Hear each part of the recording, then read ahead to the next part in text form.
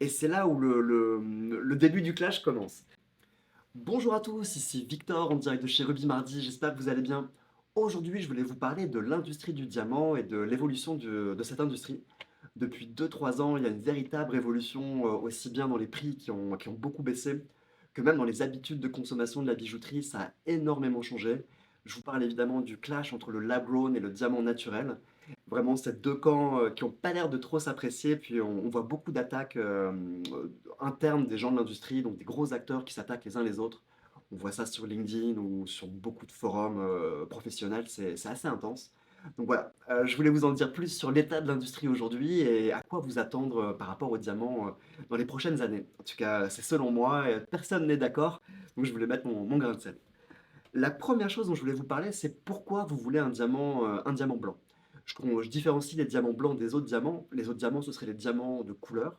Donc les diamants de couleur naturelle, c'est vraiment un marché de collectionneurs, c'est des pierres très très rares, mais ça existe. Et vous avez les diamants poivre et sel. Les diamants poivre et sel, c'est des diamants qui sont prisés pour leurs inclusions. À l'inverse des diamants blancs, où vous allez tout faire pour pas qu'il y ait de corps étrangers dans la pierre, bah, dans un diamant poivre et sel, vous allez chercher le jardin qui est dans la pierre. Donc c'est trois marchés assez différents. Faut savoir que les personnes qui vendent des diamants blancs vendent aussi des fois des diamants de couleur, vu que c'est exceptionnellement rare, mais c'est assez rare qu'ils vont vendre des diamants poivre et sel. Donc le marché qui a vraiment connu une révolution aujourd'hui, c'est le diamant blanc et un petit peu par ricochet le diamant de couleur, mais comme je vous dis, c'est pas un marché qui est extrêmement développé. Dans un diamant blanc, vous avez, alors je vais arrêter de dire blanc parce que c'est explicite que c'est un diamant blanc, donc je vais parler tout le reste de la vidéo. Vous avez les 4 C. Je pense que c'est la base pour comprendre un petit peu comment on évalue, c'est les 4 critères d'évaluation du diamant. Le premier critère, c'est le carat, donc c'est le poids de la pierre. Après, vous avez la couleur qui va de D à Z. D étant une absence de couleur, Z étant une couleur, alors en général c'est jaunâtre. L'autre C, c'est clarity, donc c'est la pureté de la pierre. Vous avez de IF, VVS, VS, SI1, etc., I1. On part d'une pierre qui est absolument parfaitement pure, sans la moindre trace, à une pierre qui va être extrêmement incluse. Le problème d'une inclusion dans une pierre, c'est qu'en fait, le rayon de lumière va pas se réfracter à la perfection et la pierre va pas briller autant que vous voulez. Et le problème avec une couleur qui est assez basse, donc une pierre qui a une certaine couleur jaunâtre, bah, c'est qu'il va pas y avoir l'aspect cristallin et magnifique et explosif d'une pierre qui a pas de couleur.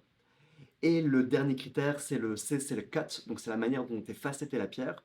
Donc c'est pas la forme, mais c'est la perfection de la taille, donc toutes les proportions de la pierre.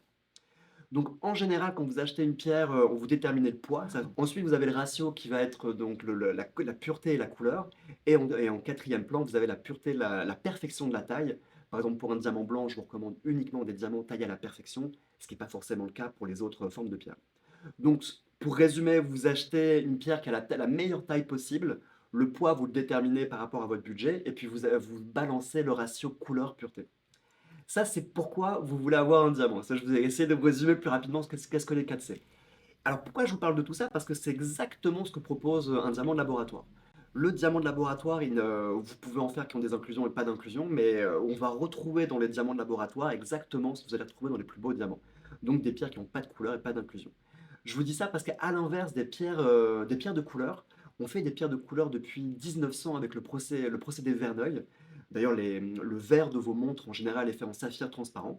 C'est pour ça que les vitres, on dit incassables, mais c'est du saphir.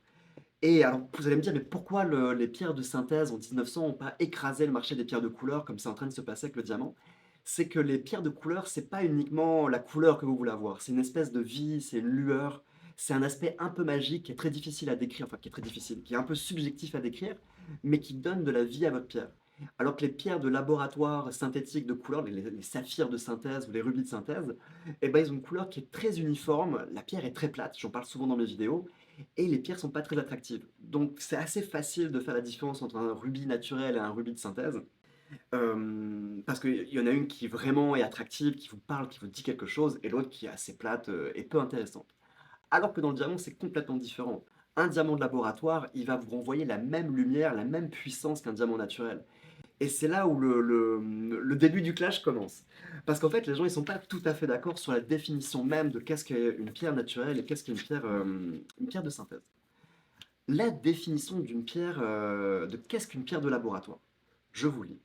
Une pierre de laboratoire est une gemme créée artificiellement dans un laboratoire et qui a les mêmes propriétés chimiques, physiques et optiques que son équivalent naturel. Et je suis désolé, c'est la même chose qu'un diamant naturel ou un diamant fait en laboratoire, c'est la même composition chimique, c'est le même retour de lumière, c'est la même brillance, donc l'éclat blanc, c'est les mêmes dispersions, donc les couleurs de l'arc-en-ciel qui partent en flash, c'est la même chose. Donc vous allez me dire, si c'est la même chose, est-ce qu'il est possible de différencier un diamant naturel d'un diamant de laboratoire? Why up at your